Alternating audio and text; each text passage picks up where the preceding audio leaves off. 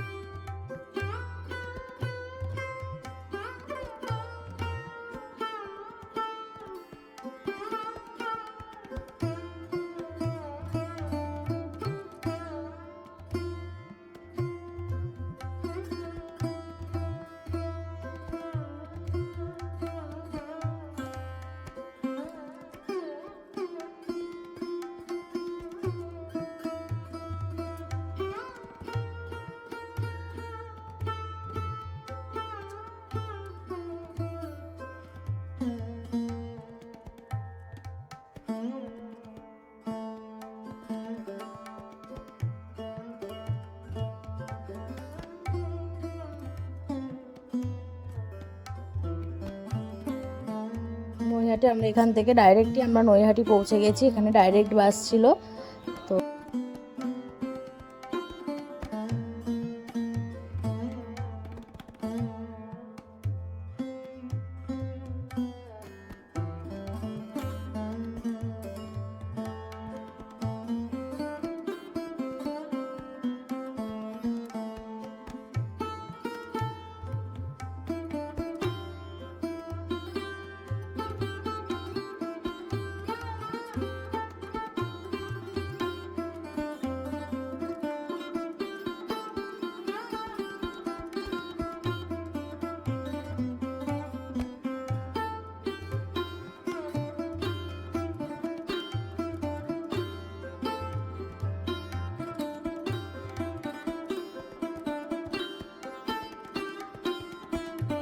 বাস থেকে নেমে গেছি, পর্দাটা তুলেই ঝগড়া করা শুরু করলো।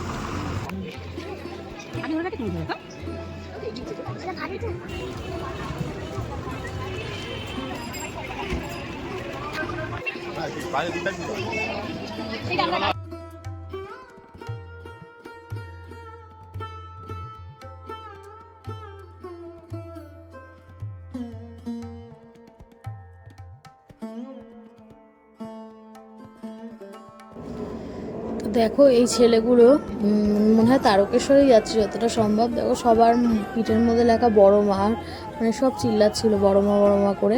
তো সেই ক্লিপটা একটুখানি নিয়ে নিলাম যে ওরা তারকেশ্বরে যাওয়ার পথে ওরা বড় মার সাথে দেখা করে গেল। সত্যি খুব ভালো লাগছে, কত রকমের কিছু কত কিছু দেখা যায়।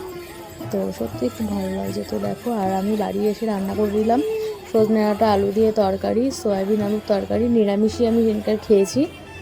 তো পুজো দিয়ে সত্যি আমার মনটা খুব শান্তিও হলো, ফ্রেশও হলো। জয় বড় মা কি জয়, জয় বড় মা কি জয়, জয় বড় মা কি জয়, সবাই একবার করে বলো। আশা করি তোমরা সবাই ভালো লাগবে।